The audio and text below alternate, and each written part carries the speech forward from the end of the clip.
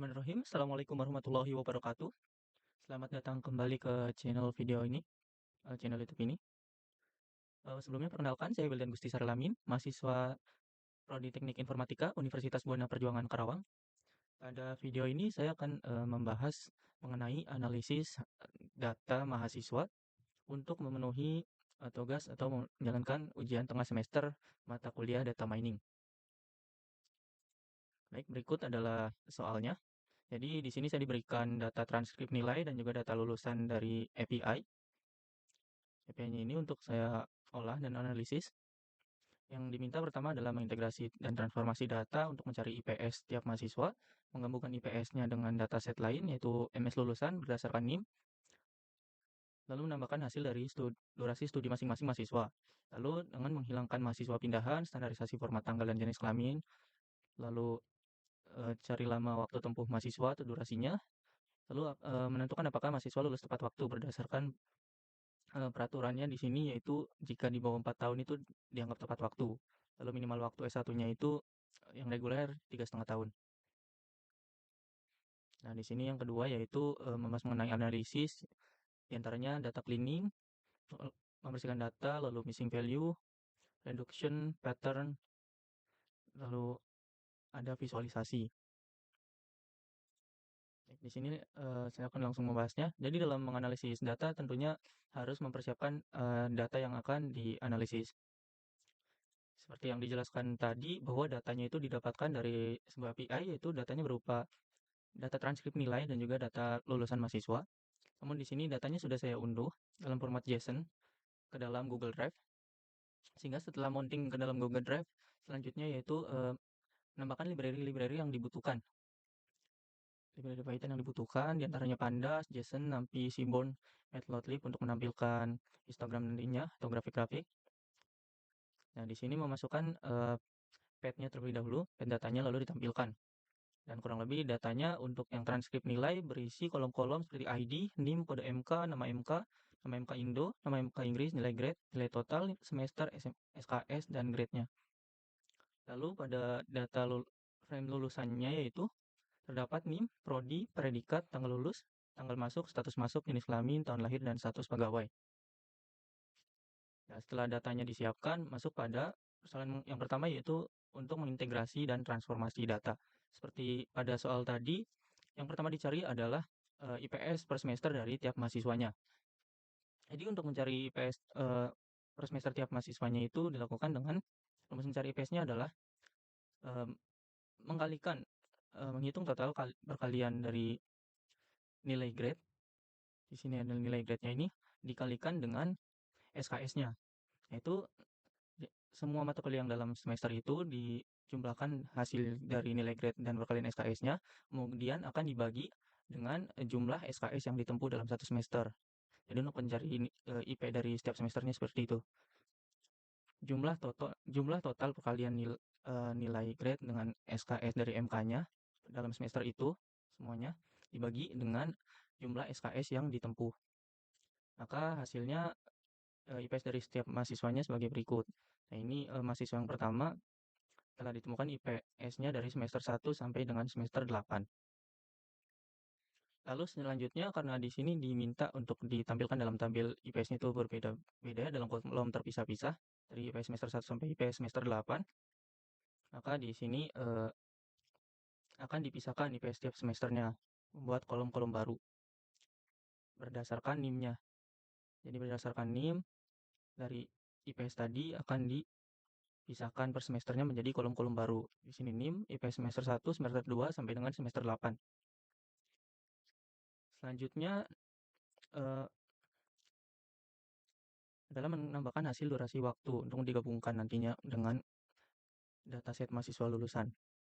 Jadi untuk mencari durasi waktu yang ditempuh dari mahasiswanya itu dengan cara mengurangi tanggal lulus, mencari durasi dari tanggal lulus dengan tanggal masuk. Nah, untuk itu perlu merubah format terlebih dahulu menjadi date time di sini. Karena sebelumnya format tanggalnya masih seperti tanggal kalender seperti ini. Jadi untuk memudahkan untuk menghitung durasi waktunya harus diubah formatnya menjadi tipe date time, yaitu dalam satuan hari. Sehingga untuk mencari durasinya yaitu tanggal lulus ini dikurangi dengan tanggal masuk.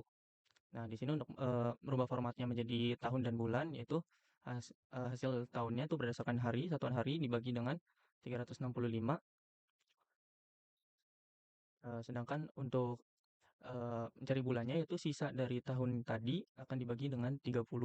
Jadi akan ditampilkan formatnya dengan tahun dan bulan sini. Maaf, ini sorenya tahun dan bulan. Selanjutnya, setelah diketahui durasi waktu durasi waktu studi yang ditempuh oleh mahasiswa sampai kelulusannya, dapat ditentukan apakah mahasiswa tersebut lulus tepat waktu atau tidak berdasarkan peraturan menteri di sini, yaitu jika masa studinya itu kurang dari 5 tahun, maka akan dinyatakan lulus tepat waktu. Sebaliknya, jika lebih dari 5 tahun, itu akan dinyatakan lulus tidak tepat waktu. Seperti ini kurang lebih, dan ini adalah hasilnya, yang mana mahasiswa ini sudah didapatkan durasi waktu studi dan juga lulus tepat waktu atau tidaknya.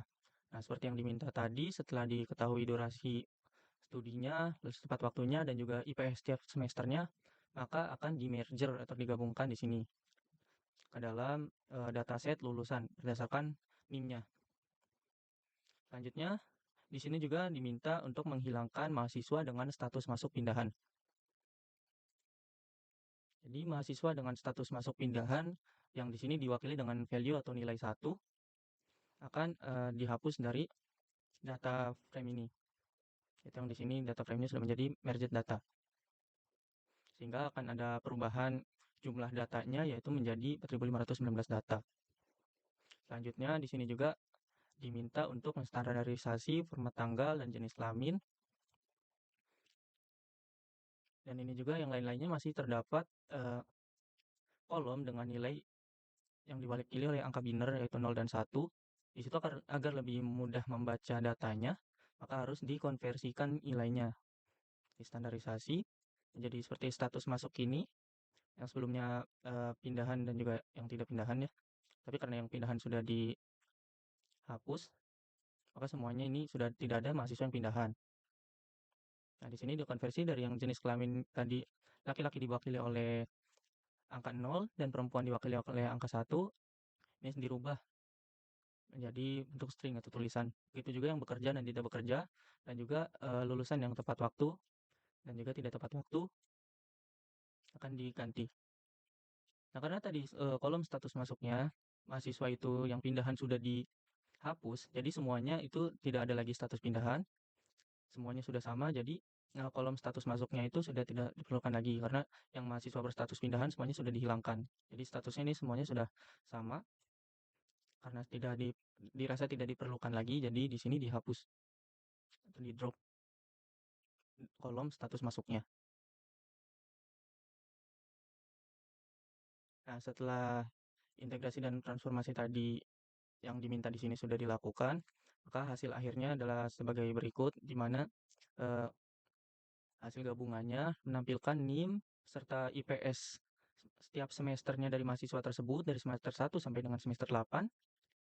Kemudian predikatnya di sini, lalu ada tanggal lulusnya masih dimasukkan, lalu ada tanggal masuk, jenis kelaminnya sudah berubah menjadi perempuan, laki-laki, tidak diwakili lagi dengan angka biner, tahun lahirnya juga ada, lalu status pegawai yang tadinya masih diwakili juga dengan angka biner sudah diberi keterangan bekerja dan tidak bekerja. Durasi studinya yang tadi sudah dihitung juga telah ditampilkan di sini, yaitu dalam satuan tahun dan juga bulan, yang mana itu menentukan lulus tepat waktu atau tidaknya. Di sini yang lulus tepat waktu diberi keterangan iya, sedangkan yang tidak diberi keterangan tidak. Masuk pada bagian analisis. Analisis di sini yang diminta salah satunya data cleaning, missing value, reduksi, pattern, dan juga visualisasi. Dimana di data cleaning ini minta analisa atau analisis skenario untuk membersihkan data seperti kesalahan angka pada tahun lahir, status semester, dan data anomali lainnya. Nah, setelah dilakukan pada pengecekan data, terdapat beberapa anomali diantaranya waktu lulus mahasiswa atau durasi waktunya yang begitu cepat. Di mana di sini standarnya itu mahasiswa lulusnya itu dinyatakan lulus S1 minimal waktunya itu 3,5 tahun. Sedangkan saat aku akan pengecekan data itu ada yang di bawah itu tapi bisa dinyatakan lulus di sini. Jadi seperti ada anomali pada datanya. Nah, untuk menanganinya di sini tidak dilakukan penghapusan pada data atau baris data yang terdapat anomali tersebut karena itu data tersebut kemungkinan ada kesalahan entry atau kemungkinan yang lain sehingga akan dikategorikan atau diklasifikasikan saja sehingga jika satu saat diperlukan untuk perbaikan data itu datanya masih ada. Di mana untuk menanganinya pertama mengonversi kolom tanggal masuk dan tanggal lulus dalam tipe date time lagi untuk memudahkan melakukan penghitungan. Lalu kembali menghitung selisih tanggal lulus dan tanggal masuknya lagi dalam hari di sini dan juga total lalu dikonversikan menjadi bulannya, total bulannya. Berikut adalah hasilnya mahasiswa dengan NIM ini total bulan lama kuliahnya nih. Dan 3,5 tahun ini jika dikonversikan menjadi bulan yaitu 42 bulan. Nah, seperti yang terlihat di sini ada mahasiswa yang di bawah 42 bulan atau 3,5 tahun itu bisa lulus. Seperti 25 bulan, berarti 1 tahun 1 bulan ya sekitar 1 tahun 1 bulan. Maaf, 2 tahun 1 bulan. Lalu ada juga yang kurang dari 2 tahun di sini. Jadi kemungkinan ada kesalahan atau anomali pada data. Nah, ini adalah histogramnya atau tampilan grafiknya. Di mana di sini yang paling tinggi itu total bulan kuliahnya itu di sekitar range 40 sampai 50. Di sini ini ada yang sampai di atas 2000 data. Nah, setelah diketahui bahwa ada mahasiswa dengan total bulan lama kuliahnya itu di bawah 3,5 tahun, itu akan difilter. Akan memfilter data frame untuk entry dengan total bulan di bawah 42 bulan. Nah, lalu akan dihitung kembali jumlah data barunya yang di filternya. Nah, lalu data baru yang diterimanya itu akan ditampilkan juga. Nah, setelahnya akan di sini ditampilkan kembali histogram total bulan lama kuliahnya. Nah, ini setelah difilter akan terpisah di sini terlihat jelas mana mahasiswa dengan bulan lama kuliahnya itu di bawah yang seharusnya dan juga yang sudah memenuhi standar yang mana. Ini sudah bisa diklasifikasikan. Selanjutnya yaitu mencari missing value atau nilai yang hilang pada data. Sini kalau di dalam Colab atau Python ini bisa menggunakan metode is-null untuk mengetahui apakah terdapat nilai yang hilang. Nah, di sini diketahui bahwa nilai yang hilangnya itu terdapat pada kolom IPS semester 1 terdapat 3 data, IPS semester 2 terdapat 1 data, pada semester 8 terdapat 16 data dan juga status pegawai terdapat 2 data. Nah, banyak cara untuk menangani missing value, seperti menghapus baris atau kolomnya, lalu mengisinya dengan nilai statistik, dan ada juga beberapa cara lainnya. Namun di sini saya memilih untuk menggunakan pada missing value pada nilai IP-nya ini saya menggunakan nilai rata-rata untuk mengisinya. Tidak saya hapus baris atau kolomnya. Kenapa? Karena saya rasa itu jika dihapus semuanya kolomnya atau satu barisnya maka akan sangat mempengaruhi yang lainnya. Walaupun ini juga dapat mempengaruhi, tapi jika dihapus misalkan satu baris, maka mahasiswa itu satu baris itu akan hilang, datanya akan hilang. Dan juga jika satu kolom yang terdapat missing value-nya itu dihapus, maka satu kolom misalkan IPS semester 1 ini semua mahasiswa akan hilang. Itu cukup merugikan.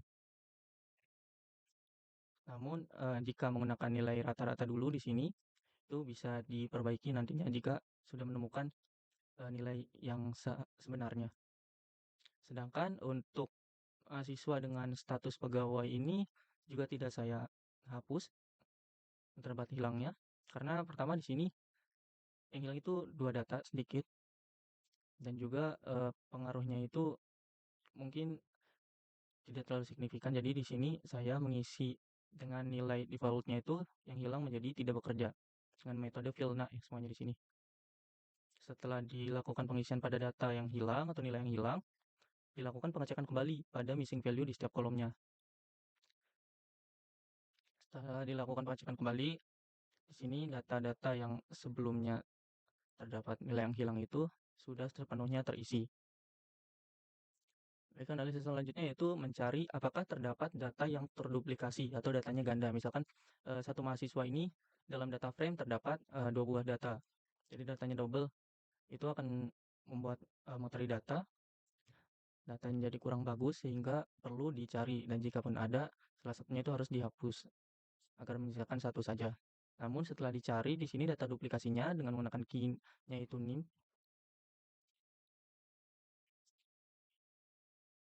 karena nim ini bisa dibilang sudah mewakili satu mahasiswa itu. Ternyata jumlah duplikasi datanya itu sudah tidak ada.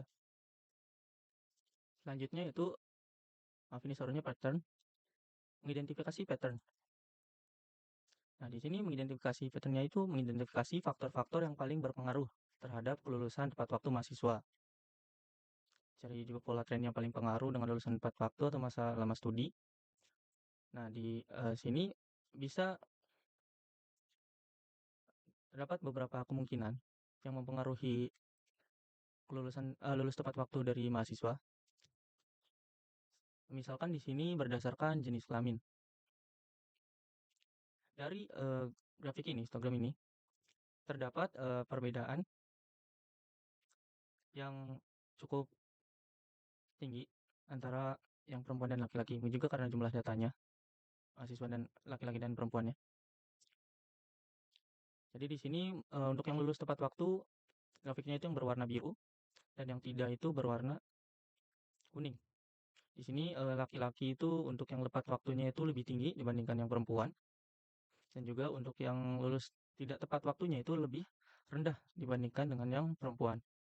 Lalu yang selanjutnya yaitu membandingkan hasil lulusan tepat waktu berdasarkan predikat, di mana pada tadi terdapat kolom predikat yang berisi pujian, terus sangat memuaskan dan juga memuaskan. Akan dicari tahu apakah predikat itu mempengaruhi lulus tepat waktunya mahasiswa atau tidak.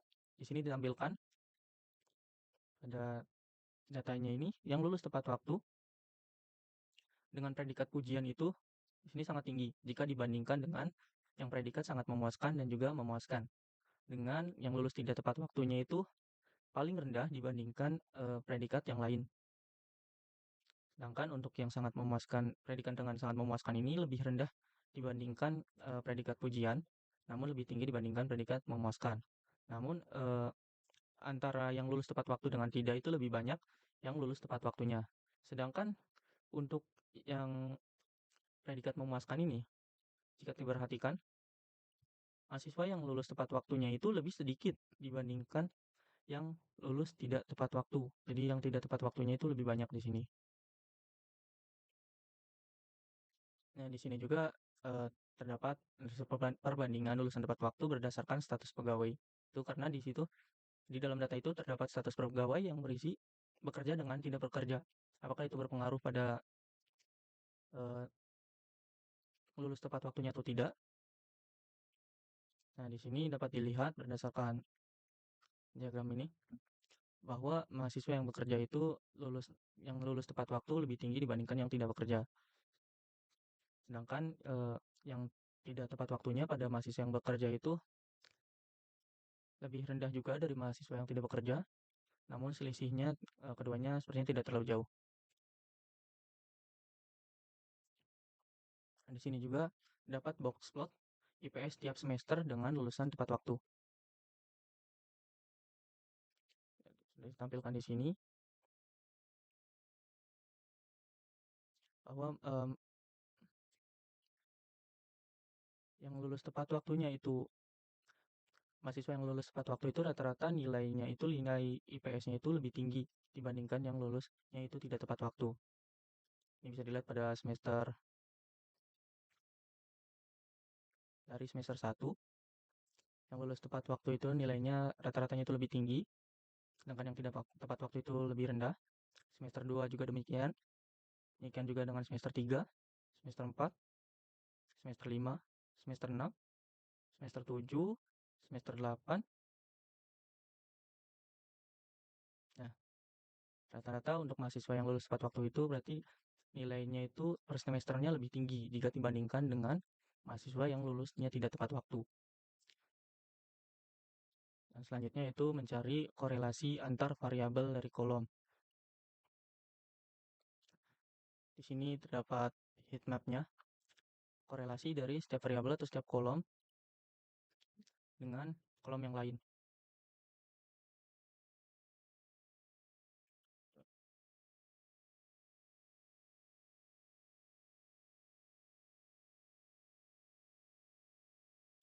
Nah, kalau ini semakin tinggi nilainya, maka korelasinya itu juga berarti semakin tinggi. Semakin rendah nilainya, maka korelasi antar variabel atau kolomnya itu semakin rendah.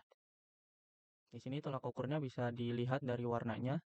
Semakin merah itu semakin tinggi, dan semakin biru itu semakin rendah korelasinya. Ini yang satu itu artinya dia biasanya variabelnya itu sama. Misalnya IPS semester 1 dengan IPS semester 1 itu korelasinya tinggi karena mereka satu kolom yang sama.